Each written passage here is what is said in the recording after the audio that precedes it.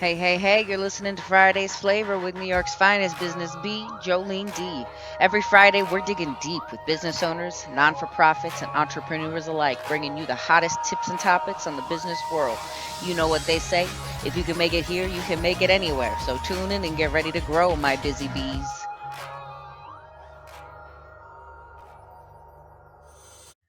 Welcome to Friday's Flavor with your girl JoJo, and today we have Karen Lombardo with us. She is from Put It Another Way, and I love Karen's personality. I love her background. She's just a cool chick. Why don't you talk to us about Put Another Way, Karen? Hi, everybody. I am Karen Lombardo with Put Another Way. We are basically content writers. So anything that's written, we love to do.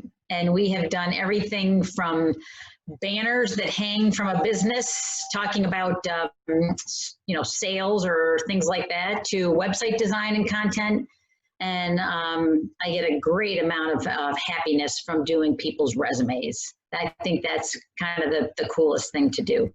Yeah, and right now that's such a needed thing. I know there's a lot of Yes. people right now trying to pivot, maybe look for a new career altogether because they realize, something like this could happen. Maybe I don't even want to go back to what I was I doing. know. And so, resume writing could be, a huge plus for anybody out there listening right now who wants a little help. Writing can make a difference. I mean, Yes. what kind of difference do you see in people's resumes? Like, what kind of resumes do you look at regularly?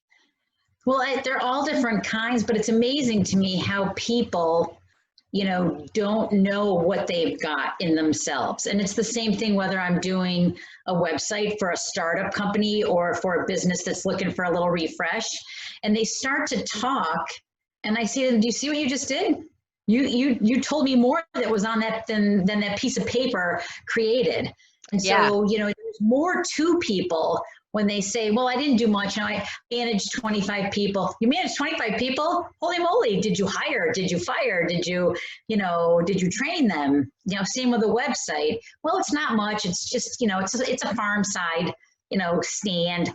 Well, do you grow the vegetables? Well, yeah, and we use organic. Okay. And so all of this comes out and they realize there's so much more than they think they are. And that's kind of the best thing I help them find their voice. That's my thing, is that people don't realize what they have. Myself included, I redid my website. It took me 3 months. So, Wow. I totally understand how people feel. Yeah, and it's a lot of times people are sort of we naturally levitate towards thinking lesser of ourselves, and so Yes. it's hard to write your own resume because you're like, I don't want to sound like I'm bragging either, but Yeah. resume is kind of the place to do That's the it. place to do it. Yeah, it is. Absolutely. And so It is. you're a blogger for hire. Talk about that. What kind of blogs are you looking at right now? Blogging is super fun. So I write blogs from anywhere from maybe 350 words to 800 words. And I have a client that's a pest control company, and I love them. My husband does not love them because I now can identify probably 500 species of bees, bugs, and birds and squirrels. And so it makes for a very interesting conversation, but it's super fun. And I like doing it. I do, when I blog for someone, you have to do research. Obviously, I'm not a bug person. Or if I work with an accountant or a lawyer, and they give me a topic, we have to chat a little bit about it. And so I can find out what they want it to sound like, because I'm really writing for them. So I have to kind of get to understand them. Then I do a little research and we kind of go back and forth. And they say, "Oh, can you add this?" And I'll say, "Okay, let's do this." And by the time you're done, you've got a beautiful blog post. It's really Oh, fun. that does sound like a lot of fun. I bet you learn so much stuff, and that is I do. hilarious. I can only imagine if I started learning about all the different bugs I know myself, I'd be like, "Yo, you see that right there? Guess what I that know what is? that is. Let me talk about it. Do you know how to kill them? I do." Yes, I do. I know So it's really fun. I love something that I've heard you say. You believe in supporting your clients with farming, not hunting for business. Talk about that a little bit. Well, years ago, I was a sales manager for a big company out in New York, and I manage salespeople for the eastern half of the country.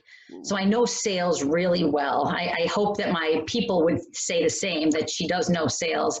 And sales is, there are two ways to do it. You either farm what you've got or you hunt for new. And so when you write, you can do both, but a lot of clients, a lot of my clients at least, need help with the farming. They need help engaging with their customers and understanding them and the things that are important to them. So when I write, especially now with the coronavirus, people are just going to start to open up their business. So how do you get those customers that have been so loyal to you, and how do you farm them into getting comfortable and getting ready to come back and visit your store? And so the farming aspect is very important. And I think keeping a good base will help you hunt, because they will give you referrals. They will, do a Google review, something that will help other people understand who you are and what you do. So I really believe very strongly in farming your clients and farming your business. Very important. Yeah, and that sounds a lot easier than said than done, because Yeah, when you're running a business, it's one thing to just, if you own Joe's Pizza Shop, it's one thing to just roll into Joe's Pizza Shop and bake some pizzas, toss them out. It's another thing to know how to contact and make an email list, and follow the people who are coming in, and reach out to those folks on a regular basis. right. That's a lot, a lot easier said than done for a business owner. So going with, a Karen Lombardo, that's can be a huge relief, and Mm-hmm. help you expand on the business that you already have, because you're keeping forefront of mind for your clients, which I know we talk Right. about a lot on this show, but it is important to stay forefront of mind, especially if you're in a saturated market, if you're in Yes. something that there's a lot of competition, like a pizza place, Sure. then you want to make sure that your name is being talked about, that your name is in people's minds. They get that email, they get that text message, they get that little touch, and they're like, oh yeah, man, we should eat there. I totally Right. forgot about Joe's and how good it was. Let's order right now. And I know that you love working with startup companies, I especially do. in website design. My homegirl designs websites, guys, and she's good at it. And now, and you collaborate to get the job done, right? Am I correct in Yes. saying that? Talk a little bit Yes. about your startup companies and things like that. So when a business starts up, it can be very overwhelming. And I'm very fortunate because I have good resources to help them form their LLC or their entity. Because when you create a website, you have to have a domain name. So Yep. if I said Put Another Way is my domain name, but then I went to the New York Secretary of State and I'm going to form my LLC, if Put Another Way is not available, now I have a domain name that's one name and an entity name that's another. And so I work with them on getting that down before we actually lock anything in, to make sure it's what they want. And I use a lot of local businesses to do the web design, logo design, to really kind of get them to what it is that they need. The most important thing, I think, is to be aware of the financial constraints. Startups don't have a lot of money for big websites, and a lot of them don't really need it. They can do it later down the road, but let's just get you live so people can find you. So the goal, I tell them, is to get someone to find you and want to contact you. You don't have to tell your whole life story and build an 80-page site. Yep. Just get them to know who you are and say, hey, that's Karen. I want to talk to her. I want to find out what she's got to say. So the startups are super fun. And if you I love what I do, and I love working with all these different people. I get so much happiness from it, because when they finally get that website and that logo's on there and they're so excited, it's just awesome. It's just Aw. awesome.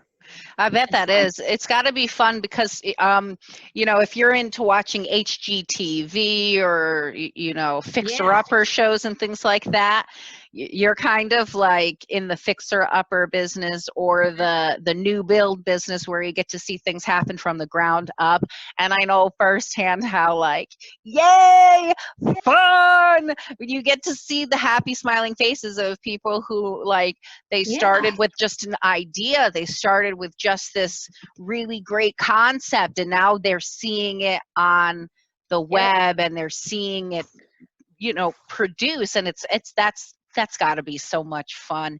And you also blog for fun. You have a I blog called do. pastaonthefloor.com. What's it about?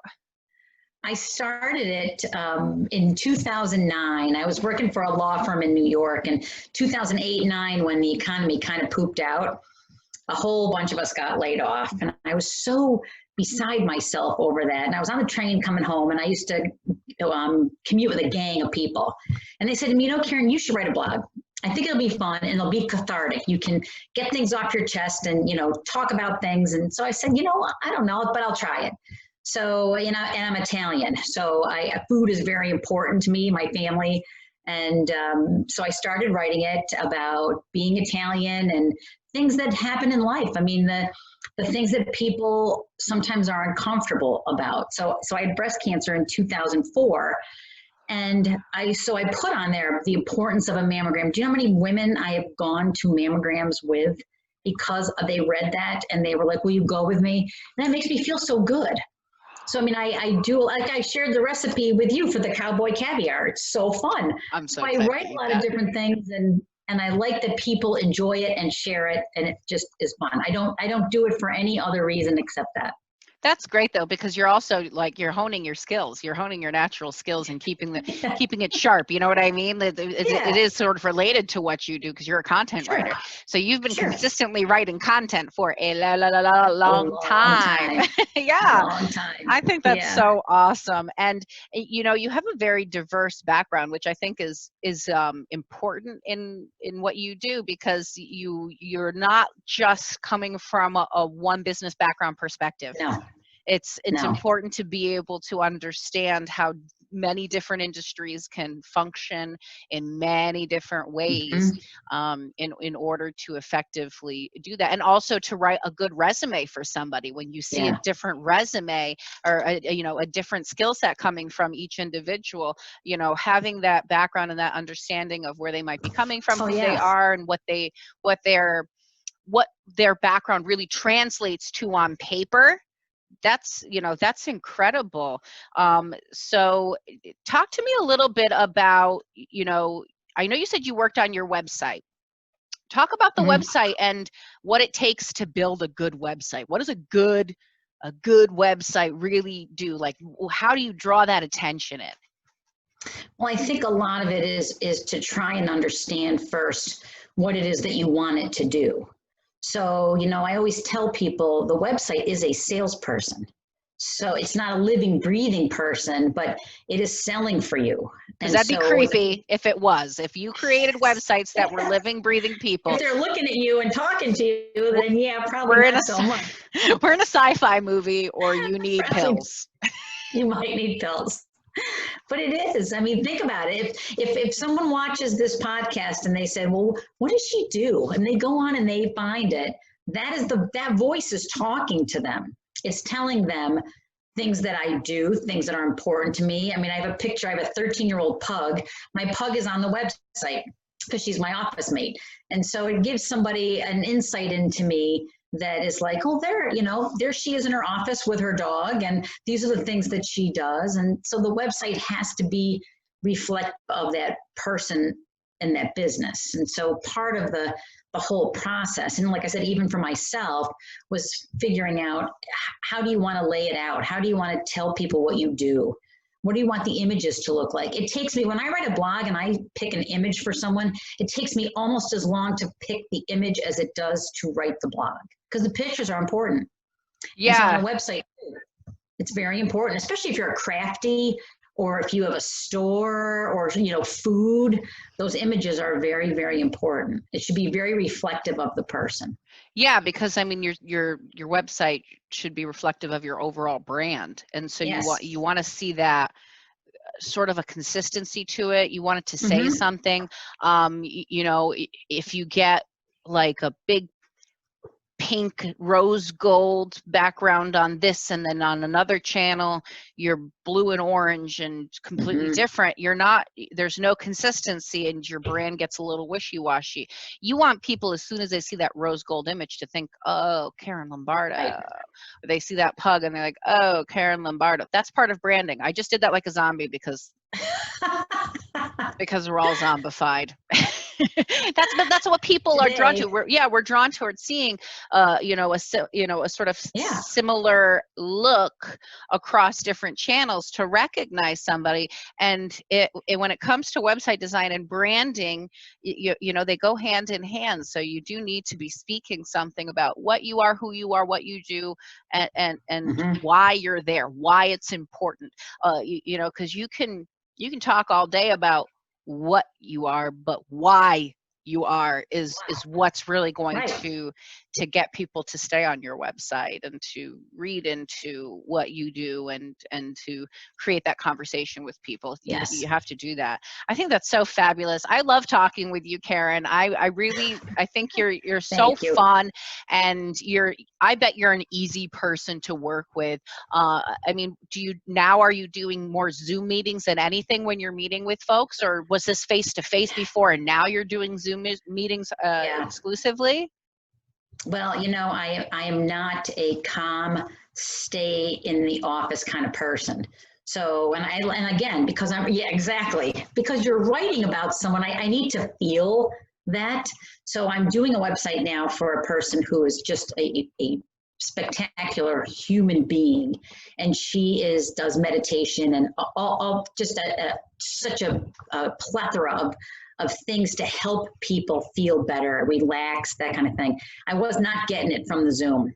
So I said to her, look, I think we need to put on a mask, stand 6 feet apart, and take a walk because I got to meet you. I have to speak to you and understand you. So we did. So we walked for like almost like an hour and a half. I got back in my car. I made all my notes. Much better. So to me, I really like to meet people and spend the time with them. I mean, I have clients downstate in the city and in the Midwest, and that's not always possible. But when you can, it's really important. And I think they feel the same way, I hope, about meeting me, that they have to trust me that I'm going to reflect them accurately in what I do. Yeah, I have to agree that meeting face to face, you get a whole Yeah. different aspect of a person. Like just seeing their body language, because body language is actually so much more is so much louder than people think. It's interesting, Yes. but people don't realize until you're doing just Zoom meetings and phone calls. I hate phone calls. I like, oh, not to say that I don't make them and that we don't pick them up, but you just don't really No. get a sense of an individual from off of that platform the way you do when you're sitting there, and you can kind of Right. see how their Yeah. natural body language is, and the mannerisms and the words that they use repeatedly, and Hmm. their do they talk about other people more than they talk about themselves, and you almost feel confined to a time limit as well when you're on Zoom Yes. naturally. Like you automatically know that it doesn't matter how well we get along or what we're talking about or how long we want to talk, we have to keep it limited to like this Yeah. 30 to 45-minute time window. Whereas when you meet in a face to face, you will naturally be able to tell when everybody is Yeah. really actually done with the conversation, and you don't have it sitting in the back of your mind that you need to be mindful of the clock. You're Right. just there, you're more present, Yeah. and I think there's Yeah. a big difference in face to face. And of course, you know that in my industry in telecommunications with DIRAD technologies, I usually would meet with people face to face Yeah. before this all happened. I would go there, I would see their business place, be able to see the wires, see what kind of phone systems they're already using, see how many users they have, how many people are working in the place, and I can get a feel for what they are, what they're doing. Hmm.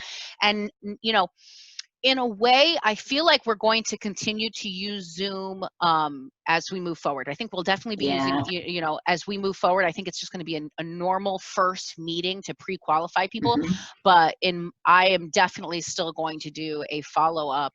The majority, probably like 95% of the time, our second meeting is going to be face-to-face. I don't care Yeah. what we got to wear. If I got to wear a Zorro mask, I'm going to roll up to see what you got going on in your office space, Yes. because that's how you really get a feel for what solutions people need. What do Right. people You do. really need when you're sitting in their office and you're looking at their business setup? I'm sure it's the same in your industry. You can really get a feel for what does this person actually need to make their life easier, or in your case, what does this person really want to say, and who are Mhm. they actually, and how do we get that written out so people understand it? And you get that when you're sitting in front of a person, Yes, you when you're do. seeing the type of office space that they've built. Is this a super green environment? Is this a super fluorescent environment? And there's a difference, and that there's a Oh, difference. sure. And I'm sure everybody Sure. out there listening understands that there's a difference. Now, if you are sitting with a person, I'm going to kind of backtrack it to the resume thing because I think it's super relevant. I think that right now there's a lot of people pivoting, and there's a lot of people talking about maybe changing careers into something that might be a little bit more secure, or maybe even keeping the career that they have and adding another one, doing something Right. part-time, doing something on the side. um, Resume building, what does it take to get a good resume built with you? Do you do a consultation? Do you Mhm. meet face to face for that? Tell me a little bit about that, and tell the listeners what they can do to get resume writing on with you. So some people have a resume that just need editing and a little bit of build to it, a little more meat to it. And then other people have no idea, or they've been in a job, which is very common right now, 10 years. I just did one for a gentleman and he's like, I'm not furloughed, but I'm afraid I'm gonna be. And so if I am, I want to be ready.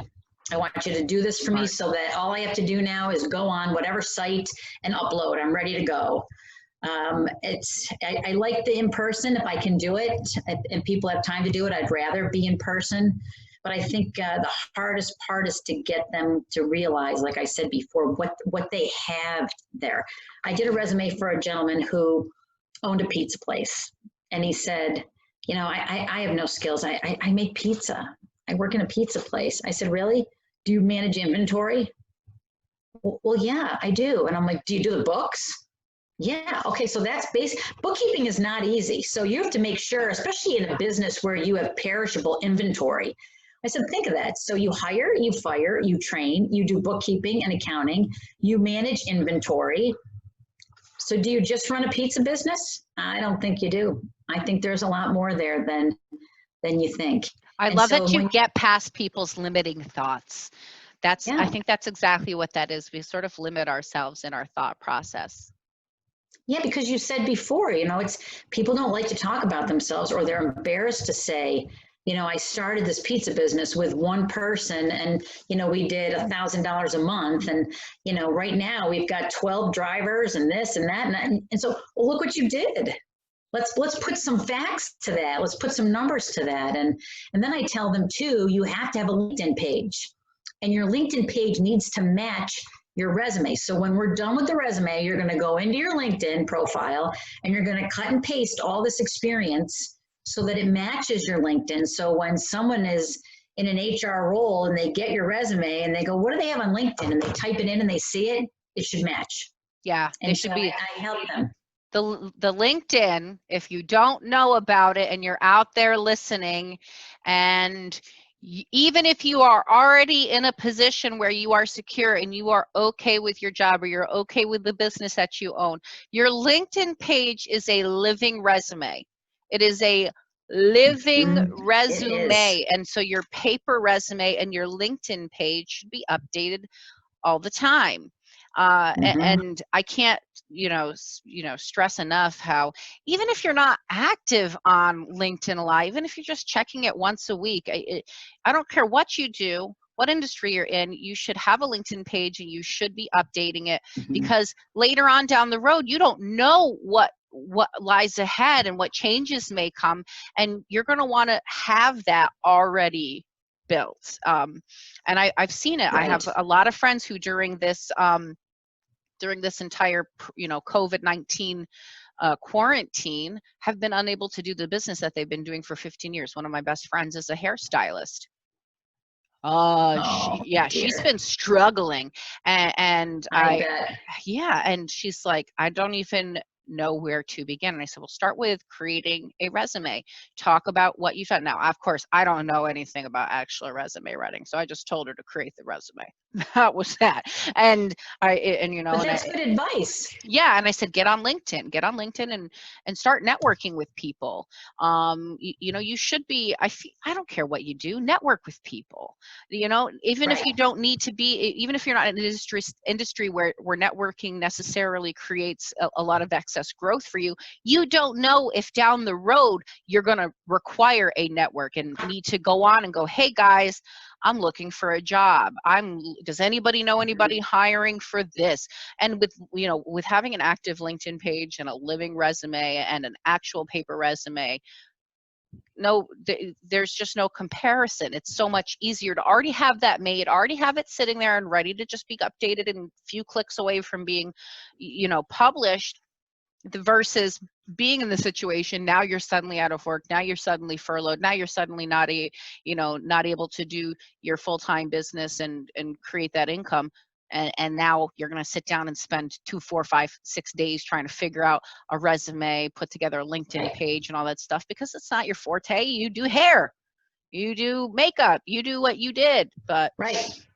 having those things in place is super important. And so Karen Lombardo, putanotherway.com is going to help you. You can really beef up your resume, beef up your LinkedIn page, get your website to match all of those things, and really get your content together.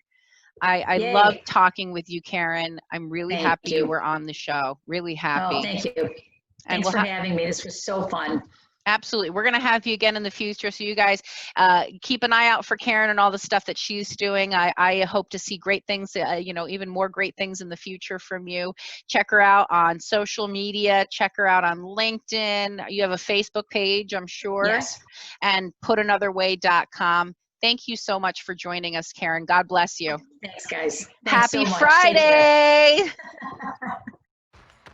Thanks for listening to Friday's Flavor with your girl JoJo. Please subscribe to help support local New York business owners. And I hope that you enjoyed. If you want to be featured on Friday's Flavor, please email me at fridaysflavor@gmail.com.